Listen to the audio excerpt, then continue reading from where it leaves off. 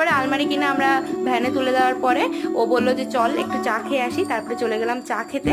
আর দেখো আকাশটা, মানে এই যত শরৎকাল এগিয়ে আসবে আর আকাশটাও তত সুন্দর, যদিও এখন বর্ষাকাল, কিন্তু কিন্তু আমার এই পেঁজা তুলোর মতো মেঘগুলোকে দেখতে খুব ভালো লাগে। তারপর চলে আসলাম চায়ের দোকানে। আর একটা জিনিস দেখো, ওই ছেলেটা আমার দিকে তাকিয়ে কি দেখছিল বারবার, আমি নিজেও জানি না, হয়তো ভিডিও করছিলাম বলে দেখছিল। আমারও না আগে অকওয়ার্ড ফিল হতো, এখন আস্তে আস্তে নিজের এই অকওয়ার্ড ফিলটা কাটিয়ে উঠেছি। আর এখানে এই পাখিটা দেখো একা একা বসেছিল, মানে এর একটা সঙ্গী ছিল, সেই সঙ্গীটা উড়ে গেছে বলে ও ওখান থেকে উঠছে না, ও একই জায়গায় বসে আছে। তো এরকম ছোট ছোট ঘটনা আমরা সবসময় চোখের সামনে দেখি, হয়তো ক্যাপচার করতে পারি না। এবার আমরা চেয়েছিলাম দুধ চা, কিন্তু দুপুর 12টার সময় দোকানে দুধ নেই বলে আমাদেরকে দিল র চা। আমি তো খেলাম না, পুরোটাই ওকে দিয়ে দিলাম। আর তারপরে শুরু হলো বৃষ্টি, মানে কি মারাত্মক বৃষ্টি হয়েছে তখন। আমরা প্রায় 1 ঘন্টা মতন দোকানে দাঁড়িয়েই ছিলাম, আর খুব বোরিংও লাগছিল এক জায়গায় অতক্ষণ দাঁড়াতে, কারণ ওই দোকানে অনেকে ছিল।